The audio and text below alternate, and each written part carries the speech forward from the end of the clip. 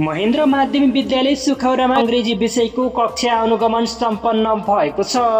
परेङ गाउँपालिका शिक्षा शाखाको आयोजनामा सञ्चालन गरिएको विषयगत कक्षा अनुगमन कार्यक्रम अन्तर्गत श्री महेन्द्र माध्यमिक विद्यालय बरेङ 5 सुखौरामा आज अङ्ग्रेजी विषयको कक्षा अनुगमन सम्पन्न भएको छ।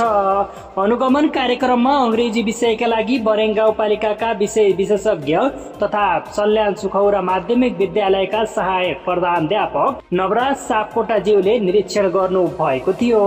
उहाँले अङ्ग्रेजी विषयका शिक्षण शैली, कक्षा व्यवस्थापन, पाठ योजना तथा विद्यार्थीको सक्रिय सहभागिता सम्बन्धी समग्र पक्षको अवलोकन गर्नुका साथै शिक्षकमा सकारात्मक उत्प्रेरणा र सहजीकरण प्रदान गर्नु भएको हो। कार्यक्रमको समापनमा विद्यालयको तर्फबाट अङ्ग्रेजी विषयको सफल अनुगमन तथा मूल्याङ्कन सुझाव प्रदान गर्नु भएको प्रति आदरणीय गुरु सापकोटालाई खादा र मायाको चिनो सहित सम्मान गरिएको छ।